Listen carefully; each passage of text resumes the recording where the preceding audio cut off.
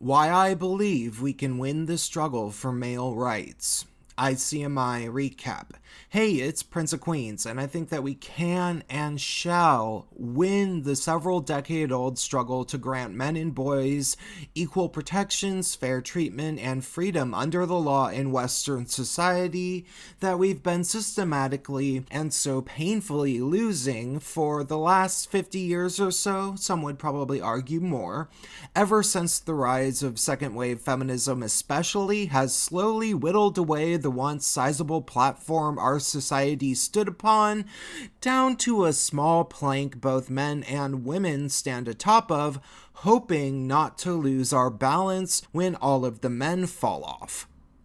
Now, this video shall not be the video where I explain the countless tangible rights that males are denied. Like the right to bodily autonomy, males aren't given as soon as they're circumcised, nor will I rehash all of the countless ways our society treats women better culturally under the visceral instinct of gynocentrism.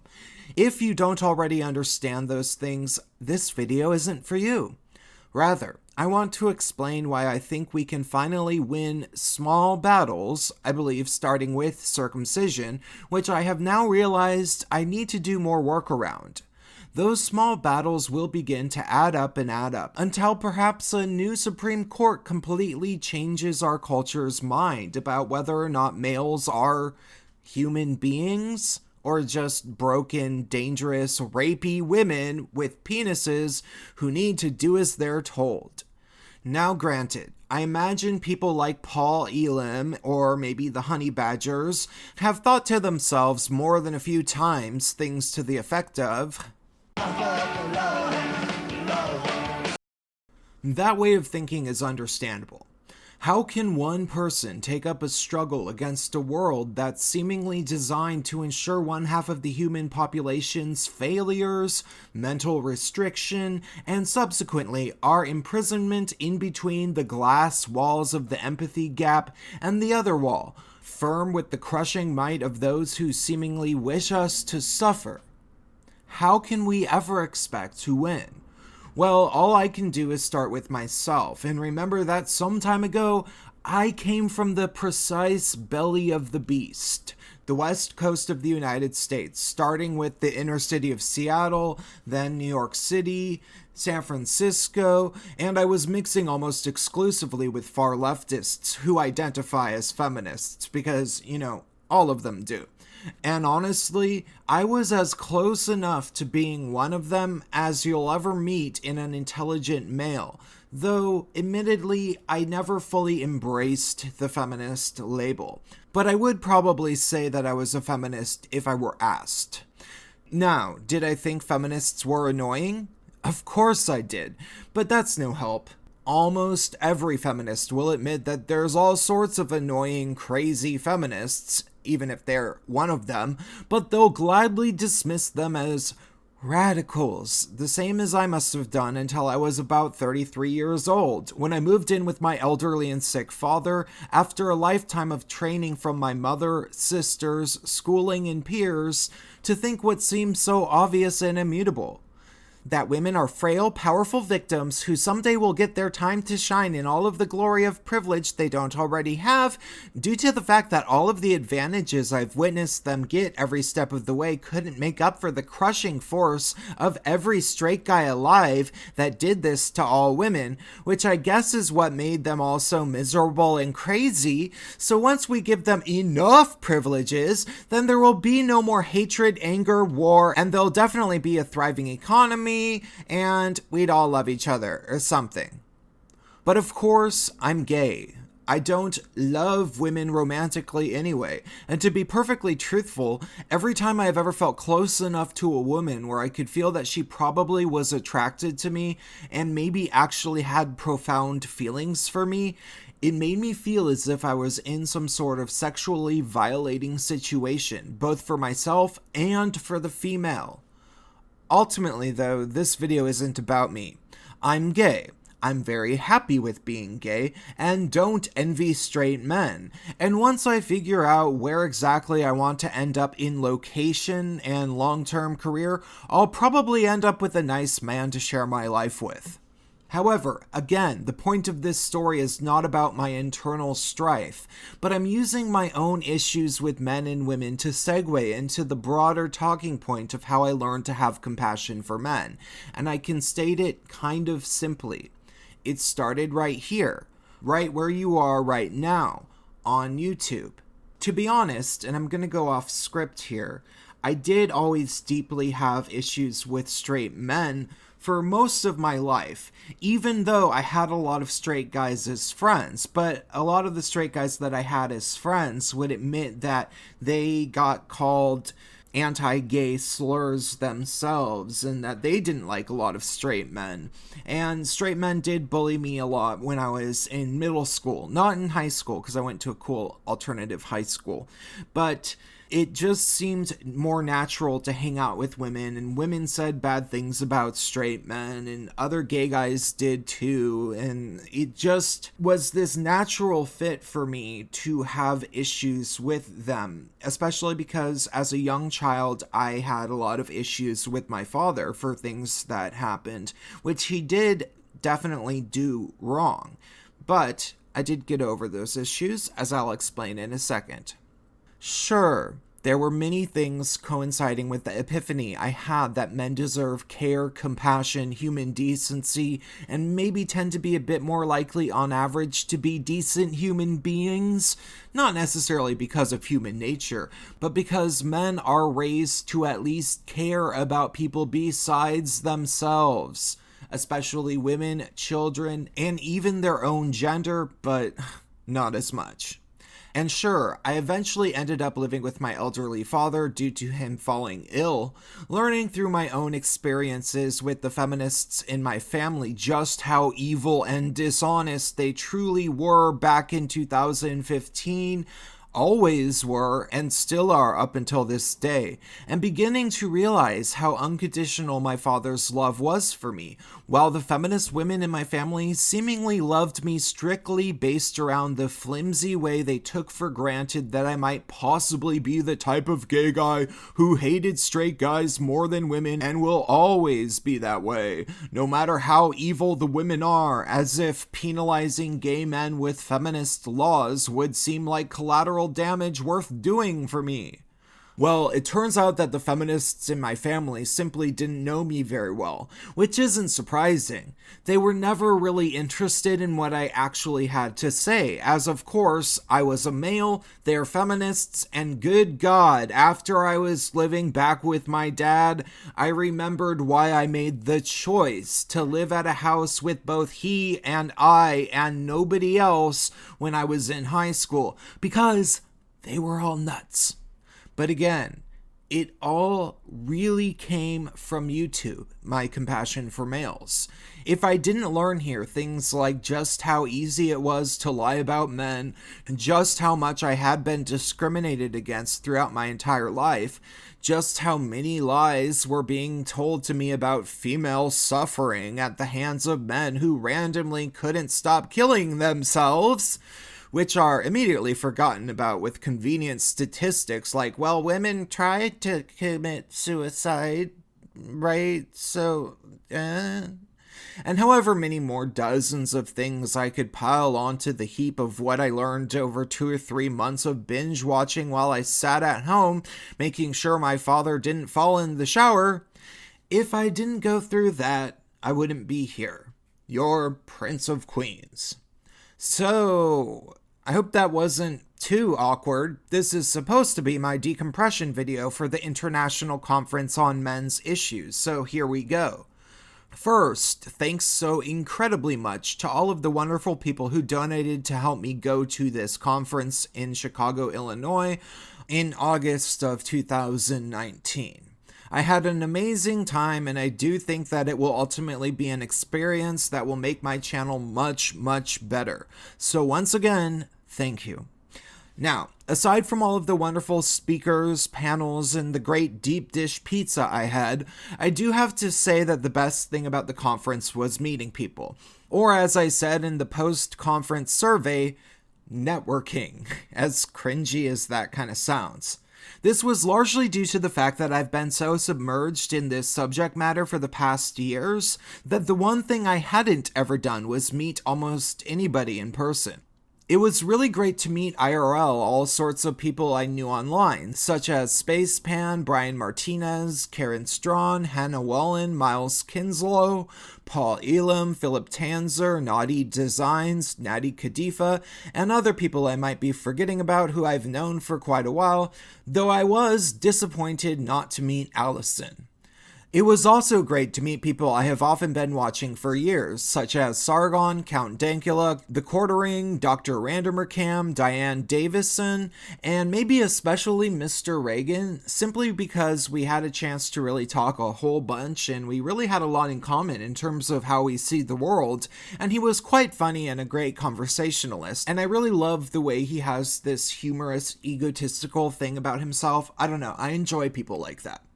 And he said he'd come on Gaytriarchy sometime soon, which will also feature my good friend Chadwick Moore, who he had just met right before the conference. So look forward to doing that, but ultimately I still haven't figured out how to stream without Hangouts on air, so I'll keep you posted.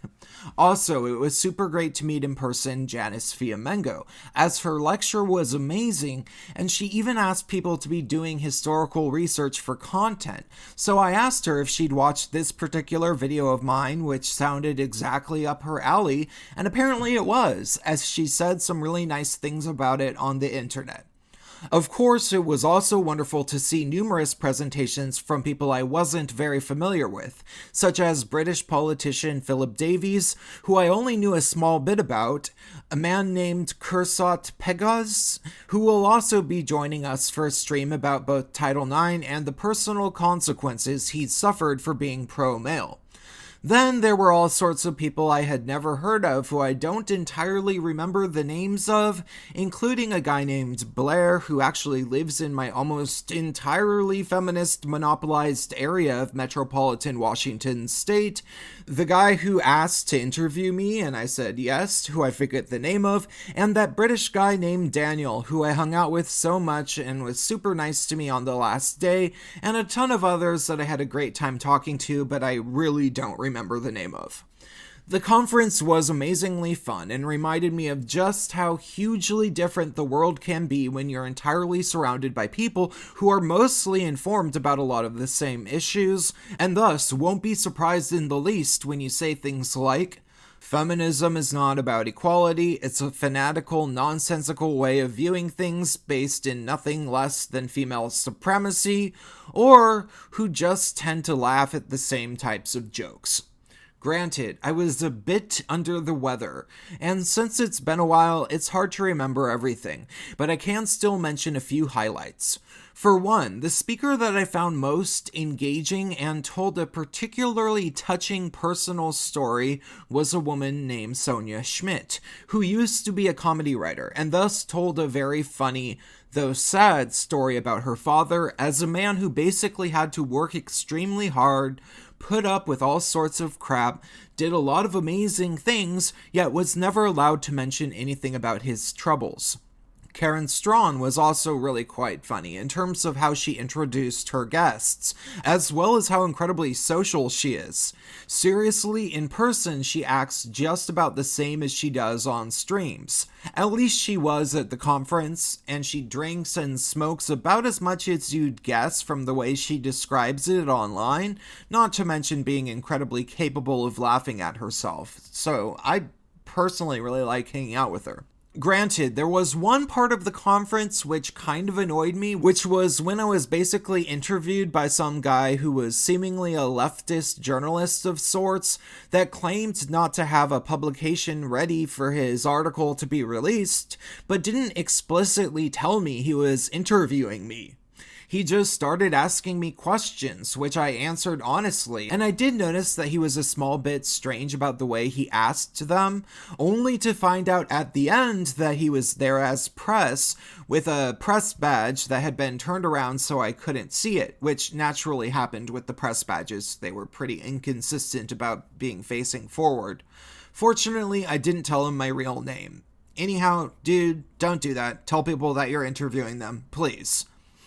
One of the things that was particularly funny was that I was essentially never recognized by my face, for obvious reasons, minus maybe by Spacepan and Brian, who are my friends on Facebook. However, something like 8 people recognized me by my voice, which was obviously kind of funny. One guy said I actually looked like Gavin McInnes, which was a new one, but probably mainly had to do with my tattoos and glasses, and maybe a small bit having to do with my build, though I'm fairly sure Gavin is somewhat smaller than I am. I'm kind of a little bit chubby, though actually similar build. Another thing that was really great was how easy it was for me to explain to people how much feminism hates gay men and the way in which it abuses gay communities in urban areas by lying about gay misogyny, claiming that gay men constantly grope women, and also taking over our bars and other places founded by or generally populated by gay men primarily. They basically just said, "Yep, sounds familiar," and then we're also interested in having substantive conversations about it, inspiring me to bring it up a lot. I'd really love to have a panel of gay MRAs at some point in the future at a ICMI, because of course, there's not just none of us, which some people foolishly seem to assume is true, but there's actually a decent amount of us, though maybe small overall if you take it into account that we don't generally end up as MRAs because we've been raked through the coals by false allegations or the family court system, which is how most guys get into men's rights. I truly do feel that if the MRM had good and consistent representation from not just straight guys, who our feminist dogma-inclined society at large has already deemed unworthy of ever listening to, but also women, which is now fairly present in the movement, then finally gay men who can speak to the ways feminism has harmed them personally and wreaked havoc in their communities, while also taking over the entire LGBT demographic and abusing anybody who steps outside the intersectional party line, it could make a huge difference. The people we really need to get through to, in order to make considerable advances with the rights and well-being of males, tend to be more likely to have compassion for gay men than straight, of course, which is extremely messed up, but I know from personal experience can be a stepping stone into starting to have compassion for males overall. It was for me. Once feminism came for the gays, I eventually started sympathizing a lot more with straight guys. Another thing I've spoken about with Natty Khadifa and a few others, which I think would be effective, would be to have an organization or maybe some tribalistic identification or something that could be called Mothers of Males, or MOM for short, because female advocacy about male issues is obviously a much easier pill to swallow for most people who are skeptical of the overall movement. What I see as the beauty of such a potential sub-movement would be numerous things. General compassion for the movement coming from gynocentrism, as females are listened to and cared about, and it's probably easy for women to convey emotion when they are expressing concerns for their sons. Next, the fact that people won't necessarily see it as a simple way for these women to get new boyfriends or whatever feminists try to say. But maybe most of all, the fact that it isn't even explicitly a movement that is paired up with the MRM, but generally should be. You can just kind of have all of the women who are founders be MRAs, and then not tell anybody. Unless feminists try to take it over, which we can pray won't happen anywhere, that people might start some sort of chapter, but I don't know, maybe it would. I'm not sure how to resolve that one, guys. Other than that, I'm looking forward to getting back to my regularly scheduled content and finally getting my OBS live streams working, so I hope this video answers questions to anybody interested. Hope you enjoyed it. Make sure to follow me on Minds, BitChute, and please consider becoming a regular patron on Subscribestar. Have a great day.